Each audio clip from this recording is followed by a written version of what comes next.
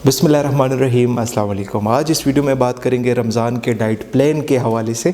बहुत सारे लोगों का ये कहना होता है कि भाई हम एक तरफ तो हमारा रोज़ा होता है, दूसरी तरफ जब हम अपने वेट को देखते हैं तो वो दिन ब दिन ज़्यादा होता जाता है।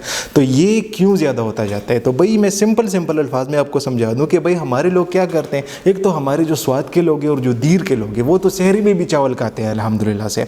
तो अगर आप सहरी इस तरह से हैवी करेंगे और इतना ज़्यादा खा लेंगे और उसके बाद फिर जाके सो जाते हैं आप, उसके बाद तो 90% लोग जो होते हैं सहरी के बाद ही सोते हैं।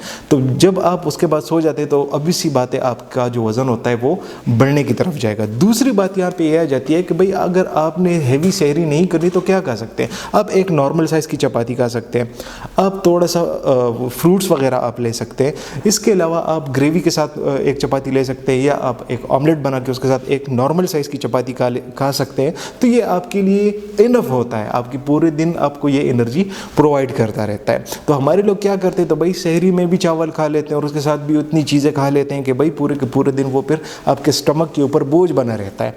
तो एक तो ये आदत आपने चेंज करनी होगी। दूसरी बात यहाँ पे आ जाती है कि भाई हमारे लोग अफ्तारी में क्या करते हैं, पूरा दिन जब वो भूखा गुजारते हैं तो एट द एंड वो क्या करते हैं, सबसे पहले खजूर से इफ्तार कर लेते हैं, उसके बाद फिर दही भल्ले खा लेते हैं, उसके बाद फिर चना चाट खा लेते हैं, फिर फ्रूट चाट खा लेते हैं, उसके बाद पकोड़े समोसों का नंबर आ जाता है। फिर बहुत सारे ऐसे जो बर्गर फैमिलीज़ हैं वो क्या करते हैं, वो फिर नगेट्स और बर्गर्स और फ्राइज़ की तरफ चले जाते हैं। उसके बाद फिर सालन खा लेते हैं रोटी के साथ, उसके बाद फिर चावल खा लेते हैं। तो भाई इतनी सारी चीज़ें अगर आप अपने बॉडी के अंदर डालोगे तो ऑब्वियस सी बात है आपका वज़न ऊपर की तरफ ही जाएगा।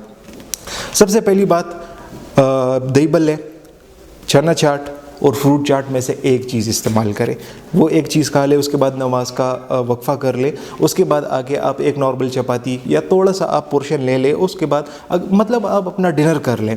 उसके बाद आप अगर लेट नाइट आपको क्रेविंग होती है, आपने कुछ खाना होता है, अगर आपको भूख लगती है तो ऐसी चीज़ का यूज़ किया करें जो कि आपके लिए एक्स्ट्रा कैलोरीज नहीं हो। उसमें आप चनों का इस्तेमाल कर सकते हैं, आप पॉपकॉर्न का इस्तेमाल कर सकते हैं, आप कॉर्न का इस्तेमाल कर सकते हैं। तो ऐसी चीज़ आपकी भूख भी एक तरफ मिटाएगी और दूसरी तरफ आपके ऊपर बोझ भी नहीं बढ़ेगा, आपको एक्स्ट्रा कैलोरीज भी नहीं मिलेंगी। और जब आपकी बॉडी के अंदर एक्स्ट्रा कैलोरीज नहीं जाएगी तो आपका वज़न, अगर आपका मोटिव ये है कि रमज़ान में मेरा वज़न कमी की तरफ आए, तो फिर ये सारी चीज़ें आपने बंद करनी होगी और इन सारी चीज़ों को आपने अवॉइड करके अपने लिए एक डाइट प्लान जो होता है वो बनाना पड़ेगा।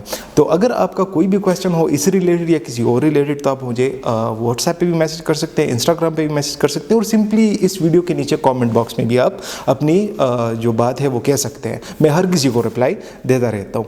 तो आज की वीडियो बस यहीं तक थी। उम्मीद करता हूँ आपको इन्फॉर्मेटिव लगी होगी। चैनल पर विजिट करने का बहुत शुक्रिया। See you in the next one. अल्लाह हाफिज़।